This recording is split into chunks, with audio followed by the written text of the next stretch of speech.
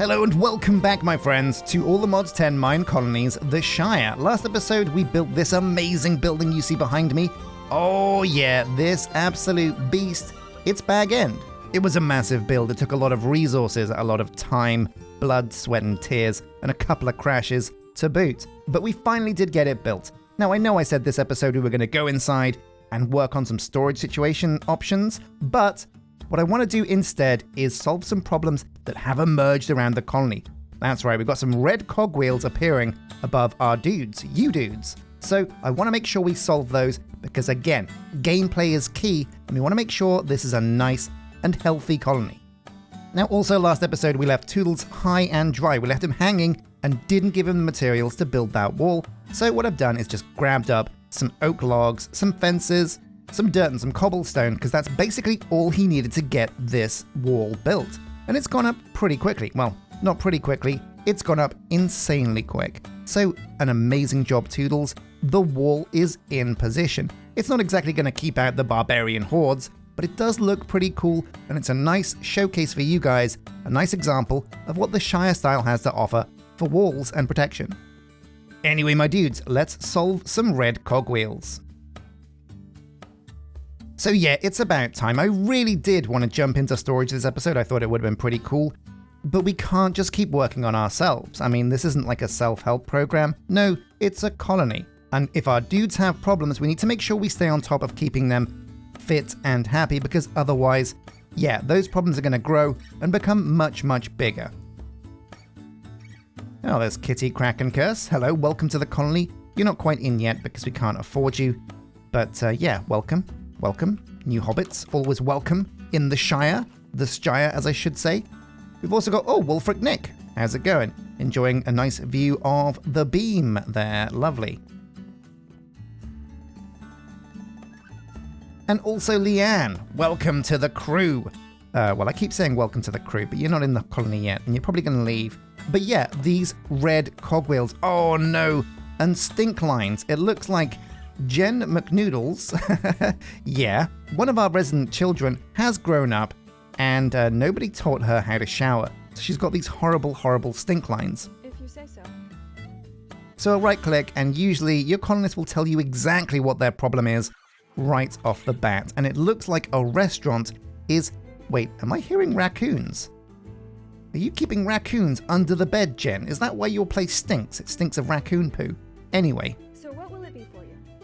Their problems are usually something they tell you straight off the bat, and it looks like please build a restaurant is pretty important. Oh my god, yeah, poor Jen. She's starving. Maybe that's why she stinks. She's probably been saving the raccoons for food. Oh no! I mean, hobbits probably did eat raccoons, so, you know, they eat all kinds of weird things. Then there's Thronal with the Gatty, and he's also got the same problem. No food. So absolutely the number one thing we're going to have to focus on is solving these problems, and that begins with a restaurant. So with the build tool in hand, it's time for us to prepare a nice little Hobbit-style eatery for our guys to indulge in. Now, the restaurant isn't the only problem. There's another couple of problems that I've seen pop up, and we'll cover those as soon as we can, but for now, the restaurant looks like the primary concern. So we have Bag End over there. We still need to decorate it a bit and tidy things up. We've got the builder's hut, we've got the town hall, the tavern way over there, then another builder's hut and the wall. So I'm thinking, where is a good spot for the restaurant? Well, it really is good to keep your restaurant kind of central. You want to have, in the end, really multiple restaurants, but in the early game, one will do. And I'm thinking, honestly, like, restaurant and tavern kind of do roll into one. People want to drink and they want to eat. So I'm thinking maybe right next to the tavern over here, between the builder's hut and the tavern, would be a good spot for a restaurant. But we're getting ahead of ourselves. Let's see what the Shire-style restaurant looks like. Before we can build the restaurant, we have to actually, well, build the restaurant. We have to craft the restaurant block. It's just a case of planks, apple, and a build tool. So if I hop back on over to my supply camp, I reckon I can get that sorted. And there we go, the restaurant. Very exciting. So let's go and find a spot and see what this thing looks like. I'm low-key kind of excited for this. Hobbits are all about the eating. Like, I mean, they have first, second, third breakfast, first, second, third lunch. first, second, and third dinner. And that's not even including supper and brunch. Honestly, it's amazing that Frodo, Merry, and Pippin were all so thin. Samwise, though, he knew what was up. He was a porky son of a gun. Also, bit of a peeper.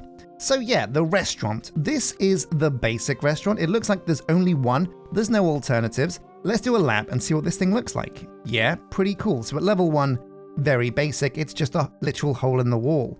Then it goes up to level 3, we'll say. Let's take a look at this. Nice. And then level 5. Oh yeah, and it still keeps that kind of, very homely aesthetic. Now the back doesn't have a back door, so we can kind of just plonk this somewhere, but what's tricky is, I'm not sure we can embed this in the wall.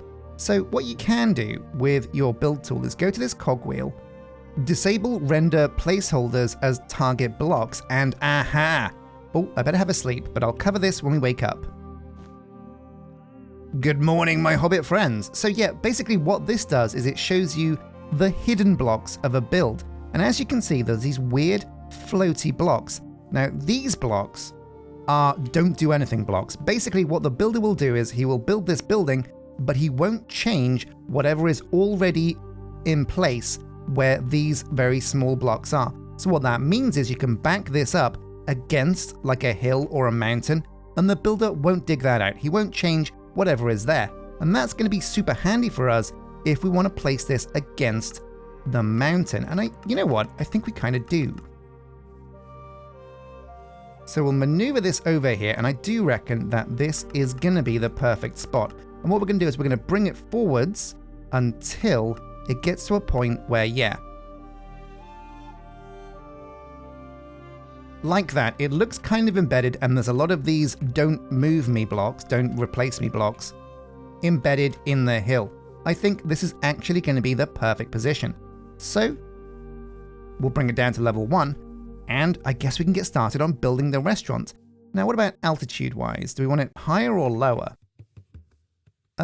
We could build it a bit higher, actually. That might be kind of cool. We could raise this up, push it back 1, and give ourselves a bit of decking around the outside. Oh yeah, that could look pretty cool. It's also going to be handy as well, because it looks like this guy's going to try and build a bit of a basement for this building. So we'll go to level 1. We'll press tick. And now let's pick a builder. Now obviously Toodles is right here. That's his house right there. So there's no way we're going to get Lyra on this. And also we kind of looked after Lyra a lot last episode. She was the star of the show. This time, this episode, it is Toodles' moment to shine. So build options and Toodles. And also, yeah, let's take a look and see what it requires. It's, again, yeah, very simple. There's the hay bale, but we've gathered some of those.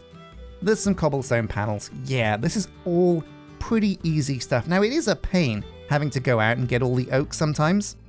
So the honest truth is we are going to have to find a way to get maybe some lumberjacks so we can get all that oak. But that's not a colony need. Making things easier for me does not solve red cogwheels. So we're going to get Toodles the bits he needs, and let's get this restaurant built. Actually, that's a really good point. So I've read a lot of your comments and I love reading them. Honestly, they improve my gameplay more than anything else. You guys have some amazing tips, things I would have never thought of. And actually, if you can think of anything right now that is boggling your brain, that's kind of rustling your jimmies, that you wish I do, that you think I should do, let me know in the comment section. Now, one of the big ones was that I don't need to waste so many logs and wood when I make stairs. And I was like, what do you mean by that? Well, basically, you guys were saying there are certain blocks that will let me get more bang for my buck making oak stairs. For example, usually to make oak stairs, it costs 6 oak planks to make 4 oak stairs. That's not a really good return on your oak planks. But the flip side is, if you use a saw from Create, you can turn 1 oak plank into stairs. That's 6 times as efficient. That's pretty crazy. But Create requires a fair amount of investment. So what about this wood-cutting universal saw? This looks like it could be pretty cool. I can turn 1 oak plank into 1 oak stairs with this, and I can also do the same with oak logs into 4. That's amazing! Is it hard to make? You know what? No, it's not. Slabs, fences, sticks, and iron ingots. Oh my god, well, let's make one of these. And that's everything. Boom. Oh man, the universal saw. So that's a top tip. And this is something that you guys have been telling me for series and series and series, and I've never bothered doing it, but honestly, oh my god. This little tool is going to say, oh look, there's a little buzzsaw. Little kind of, you know, what's that kind of saw called? The one that goes up and down, if you know. Let me know. A banding saw? I think it's a banding saw. But yeah. This little block saves you so much wood. It's insane. This is going to mean I have to chop way less trees, and honestly, I wish I had this before bag end. Now, what's even cooler is, oh my god, you can use this to make macaws? Decorative pieces? Wait, is this block from macaws? It might be. No, it's from a mod called Universal Saw, but that's incredible. So this little saw, oh my god, we can make cups. Wooden cups. Oh my god, I want to try this. What does a wooden plate look like? This is a wooden plate from Handcrafted. This is a wooden cup from Handcrafted. Wooden crockery combo. Oh my god, now when we decorate bag end, we're going to want to use some of these blocks. Let's take a look.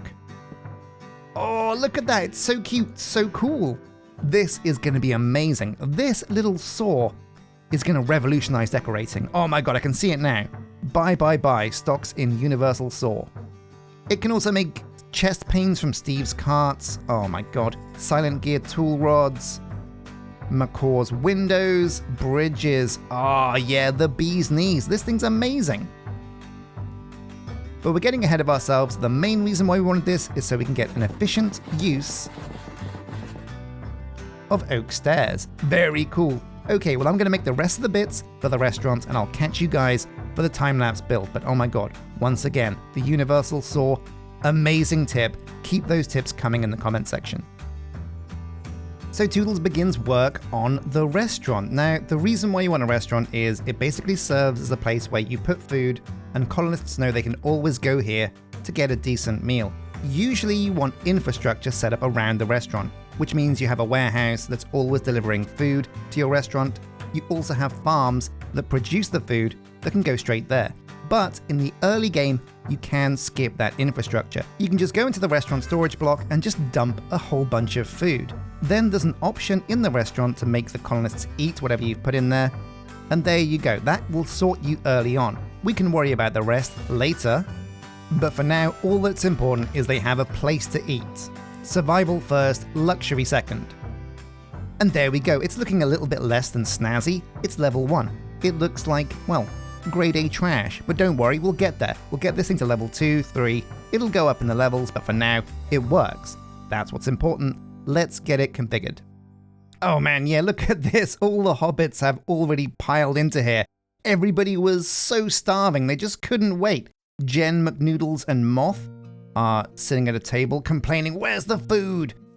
But yeah, how does the restaurant work? Well, number 1, you need to hire a worker. Somebody has to give these guys food.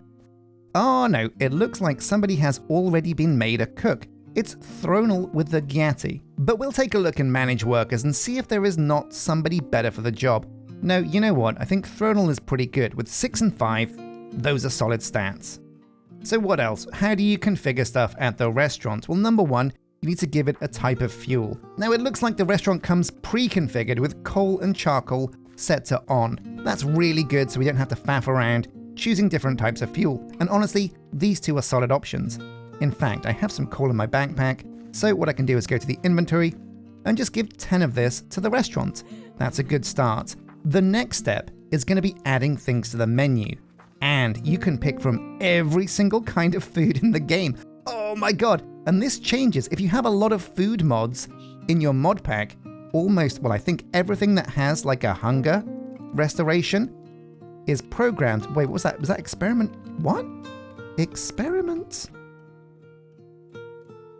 115. So if you want to give them a Twilight Forest food, experiment 115, you can do that. Anything that restores hunger, I guess, can be put in the restaurant.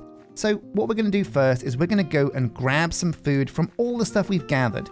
We're just going to be basically, yeah, this is about survival. So we want to just give them all the trash food that we're going to kind of ignore. That means berries, currants, all the fruit and veg and random stuff that we've picked up. That'll cover them for now, because all we need to do is make sure they have enough food until we get our farms set up. Another great thing to chuck in here are these black currants and red currants and all of these random berries that you pick up when you dig stuff from the ground, like dig up grass and things. I think they're from Roots mod. Not nightshade though, that's poisonous. And you could feed that to the colonists, but I don't think they'd be your friend for it. It's also another great reason why when you're exploring, looking for a place to put down your colony, grab all the food you can, because you can just chuck it into the restaurant and it's just going to save you so much time in the early game. There's, oh wow, loads of peaches in here. I guess we dug up a peach tree or two. But that's about it. Venison steak? Yeah, sure, I'll give them that. Why not? For now, again, it's all about survival. So let's go and plow these berries and things into the restaurant. Now, yeah, I'm honestly quite impressed that these hobbits actually managed to get up to the restaurant, because it's not exactly an easy thing to get to. We did say we were going to decorate this so it does fit in properly. So I am going to go and grab some oak logs and some planks and things and give this like a proper entrance. But let's get to it. So we're going to open up the menu and go through the things that we have. So currants are important. A menu lacking food quality may not satisfy your citizens. Well, they'll be fine with this for now. This is eaten up until residence level 3, but the citizens only get 25% nutrition from this. So there are food options that are from mine colonies specifically. These are usually the ones that have like the colored backgrounds. And when citizens eat food from mine colonies, they get 100% of the satisfaction. So you really do want to focus on foods made by mine colonies. But again, that's more luxury, that's more down the line. Right now we're talking about survival. So we also had peach. That was a good one. Wow, there's a lot of peaches in here. There's also bread, so we'll get the basic vanilla bread. There we go. Then there's the venison steak. Wait, hang on a sec, limit reached. So it looks like at level 1, the restaurant can only have 5 foods. Okay, well that changes things quite a bit. It means we're going to remove the currants because we don't have many of those. But what else do we have that we can give them?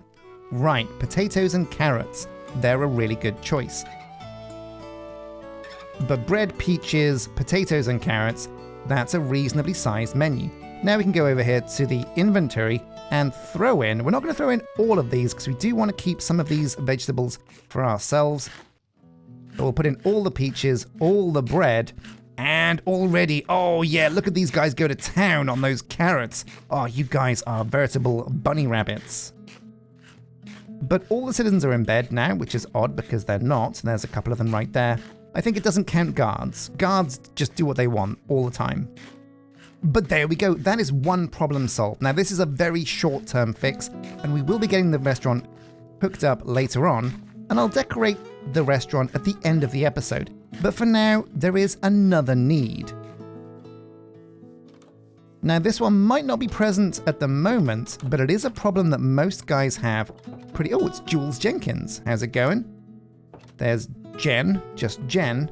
And over here in the bedroom, Toodles McNoodles. So one problem people have also is guards. Guards are actually a requirement for happiness. What that means is citizens want a guard tower near to where they live. Now, since the tavern is where most people live at the moment, well no, it's where everyone lives, I feel like putting a guard tower right next to the tavern is a good idea. This should solve the red cogwheel that we see every now and again, where people are saying, there's no guards near where I live. Yeah, here we go. Thronal says there's no guard or barracks tower near my home, so I do not feel safe there. And you know what? It's a valid concern. Now for us guys in real life, I personally don't mind the fact that there isn't a military base near to my house. In real life, that doesn't really upset me, but in the world of The Hobbit, where orcs at any moment can come storming over the horizon and raid your Shire, I feel like, you know, having a guard nearby is probably up there in the this'll make me feel safe list. So let's head back and grab some guard towers that we can put next to the tavern. We have 2 guard towers left over. This is why it was a good thing we made 4, and honestly, we're going to need even more than this, way more down the line. The type of guard tower I want is not going to be the same as the ones over there. Those ones are really built to be part of a wall. We don't want a wall here over by the tavern though, so we're going to go back to the traditional Shire style. And yeah, we're going to go for the basic, regular, vanilla guard tower because honestly, it's still a really good looking guard tower. When you try and put a building too close to an existing building, it will show you that, hang on a sec, whoa, be careful where you build here because, yeah, this area is kind of reserved for the tavern. Now the weird thing about this guard tower is it kind of has a lot going on with the foundations. Look at that, that's a bit weird. So there's going to be a lot of digging required for this tower, but with the brand new paxels, I reckon our builders are going to be on top of that. So we're going to, I think, just plonk this here instead. What we can do is have this be like a little kind of walk-through bit. They can walk through here and then they can get up to here to the restaurant. I think that's going to work pretty well. So we'll lower this by 1. And again, yeah, the materials to build this, very simple. The oak logs will make use of our brand new universal saw to get a cheaper recipe for slabs and fences. But all in all, pretty simple things to grab.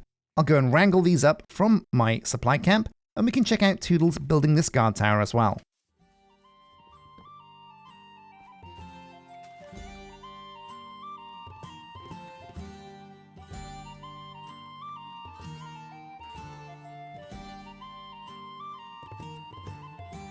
So building the guard tower, pretty simple. Now, if you'll remember, when we were placing this, it had that weird cobblestone foundation in the middle. Toodles had no problem digging that out.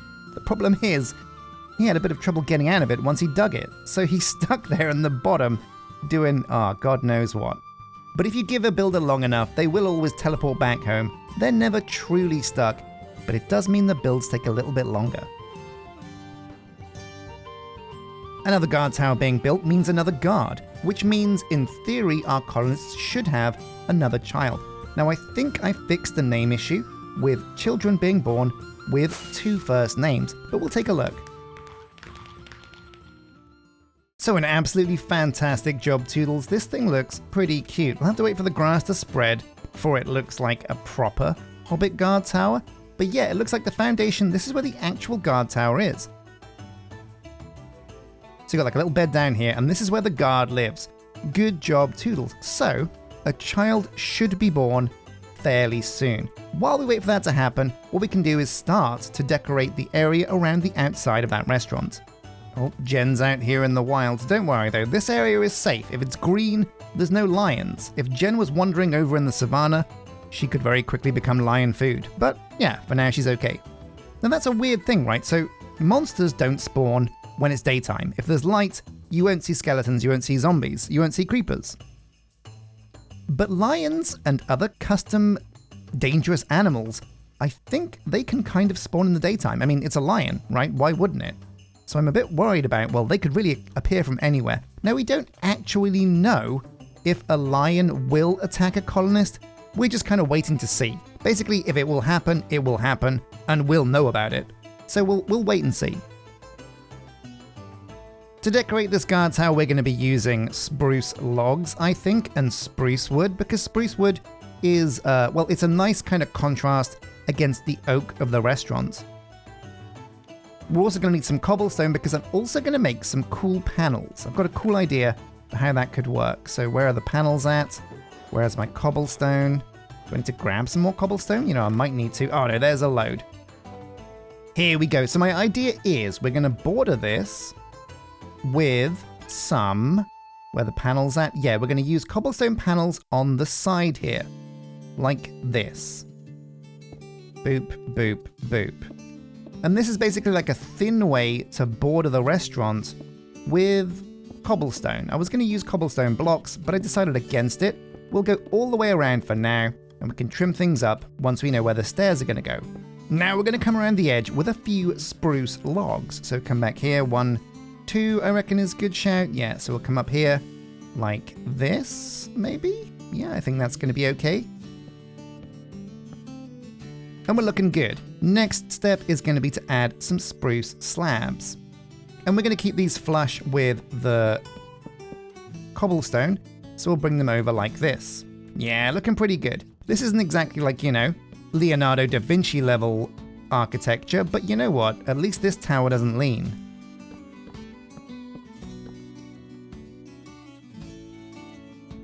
Oh, here we go. Oh, Lycan Crow Rathai.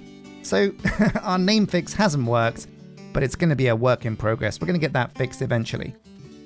Then of course we need a way to get up to this platform, so we'll just chisel away probably here.